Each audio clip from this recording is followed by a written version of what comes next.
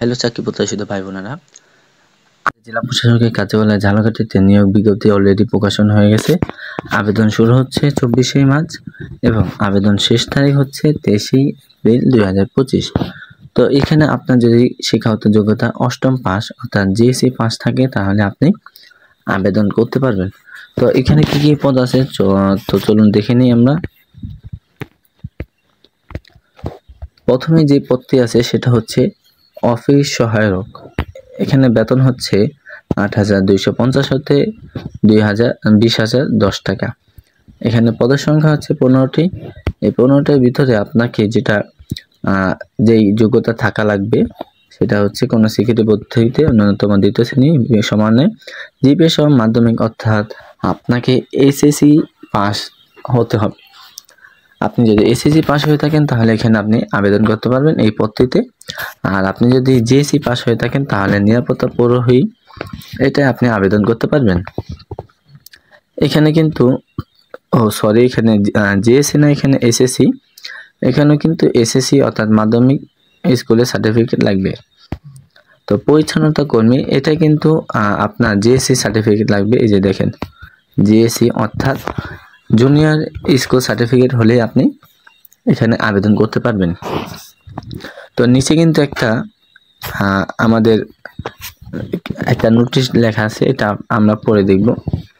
মোট পদে শতকরা 80% পদ জাত হরিজন প্রার্থীগণের জন্য বরাদ্দ থাকিবে, তবে জাত হরিজন প্রার্থী পাওয়া না গেলে সেক্ষেত্রে সাধারণ প্রার্থীগণের মধ্যে হতে নিয়োগ প্রদান করা হবে। তো জাত হরিজনটা কি? ব্রিটিশ আমল থেকে যারা ময়লা বা পরিচ্ছন্নতা কর্মী, চা বাগান বা ময়লা আবর্জনা যেগুলো পরিষ্কার হতো তারা কিন্তু বাঙালি না, তারা কিন্তু অবাঙালি।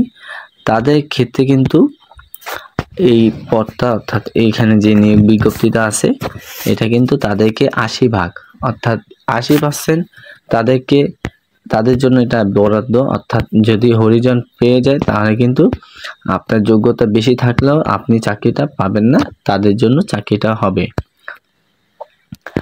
তারপর এখানে কি কি লাগবে সেটা একটু দেখে নিই।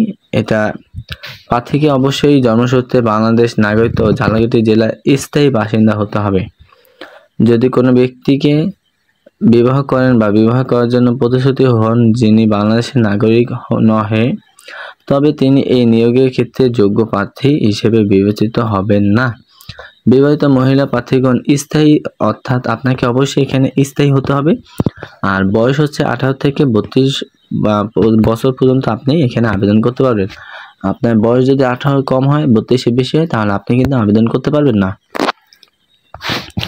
তো এই ছিল আজকে ভিডিওটি। তো যারা এখন আমার চ্যানেলটি সাবস্ক্রাইব করেননি অবশ্যই চ্যানেলটি সাবস্ক্রাইব করে পাশে থাকা বেল আইকনটি অল করে রাখবেন।